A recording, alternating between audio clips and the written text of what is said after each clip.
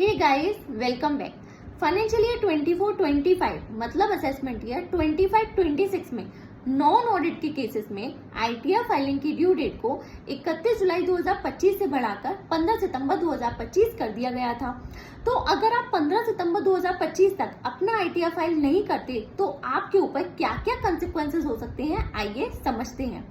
सबसे पहले है लेट फीस। तो आप ड्यू डेट के बाद जब भी अपना आईटीआर फाइल करने बैठेंगे, अगर आपकी टोटल इनकम 5 लाख रुपए से ज्यादा होगी तो आपको 5,000 रुपए की लेट फीस के साथ अपना आईटीआर फाइल करना होगा और 5 लाख से कम की इनकम पर 1,000 रुपए की लेट फीस के साथ अपना आईटीआर फाइल करना होगा।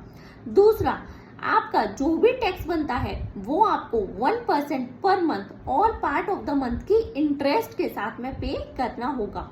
तीसरा, अगर आप सैलरीड एम्प्लॉई हैं, आपके पास काफी सारे अलाउंसेस हैं, काफी सारे इन्वेस्टमेंट आपने कर रखी हैं जिनकी डिडक्शन आपको ओल्ड टैक्स रेजिम में मिल सकती है, तो इस केस में अगर आपकी ड्यू डेट मिस हो जाती है तो उसके बाद आप ओल्ड टैक्स रेजिम को ऑप्ट नहीं कर सकते।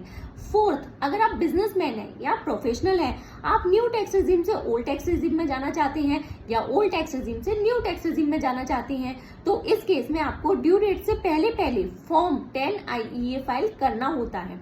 तो अगर आप ड्यू डेट मिस कर देते हैं, इस फॉर्म को फाइल नहीं करते हैं, तो आप अपनी प्रिफर्ड टैक्स रेजिम को ऑप्ट नहीं कर सकते।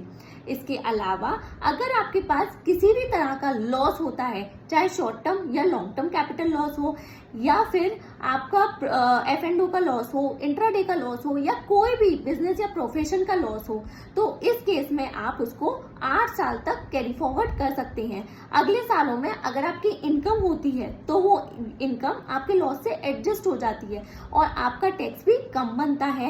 लेकिन अगर आप ड्यू डेट मिस कर जाते हैं तो हाउस प्रॉपर्टी के लॉस के अलावा कोई भी लॉस होता है उसको आप कैरी फॉरवर्ड नहीं कर सकते। इसके अलावा आप जितना लेट आईटीआर फाइल करेंगे उतना ही लेट आपका आईटीआर प्रोसेस होगा। अगर आपका रिफंड बनता है तो वो भी उतना ही लेट आएगा।